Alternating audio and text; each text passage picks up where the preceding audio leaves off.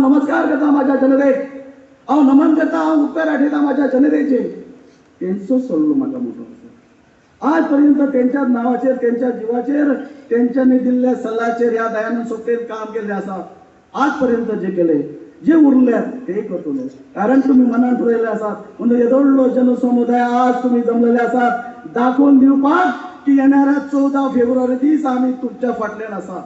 येणाऱ्या 10 मार्चचा जो रिझल्ट जातलो त्या 10 मार्चच्या दिस दयानंद सोपटे ह्या मांद्रे मतदारसंघाचो तिसरे फावटी आमदार जातलो.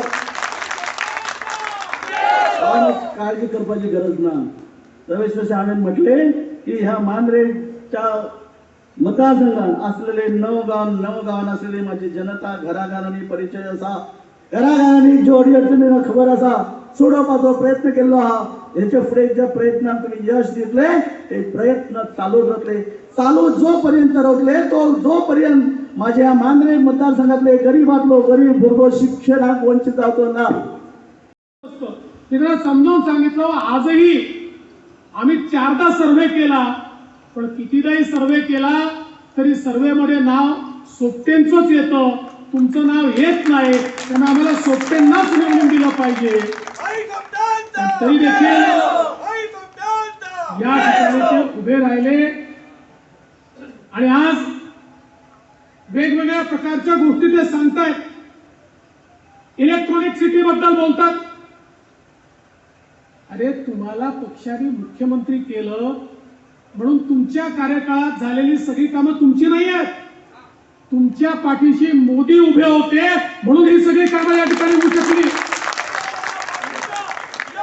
आज मोपा एअरपोर्ट असेल, इलेक्ट्रॉनिक सिटी असेल, लॉजिस्टिक हब असेल, जे काही कामं या गोव्यामध्ये झाली ती होण्याचं कारण एकच आहे की पाठीशी भक्कमपणे मोदीजी उभे होते. मोदीजी, अरे इलेक्ट्रॉनिक सिटी मोदीजींनी इथे अलाउ केली म्हणून इथे झाली.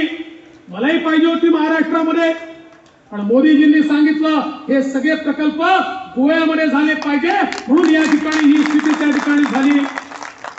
आणि एका अशा प्रकारचं ज्यावेळेस एखादा प्रकल्प येतो काही 2 दिवसात प्रकल्प तयार होत नाही.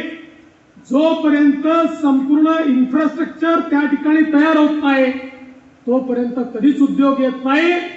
मी सोपटेंचं अभिनंदन करेन की आज ते आमदार झाल्यानंतर 100% इन्फ्रास्ट्रक्चर हे इलेक्ट्रॉनिक सिटीमध्ये तयार झालं आहे.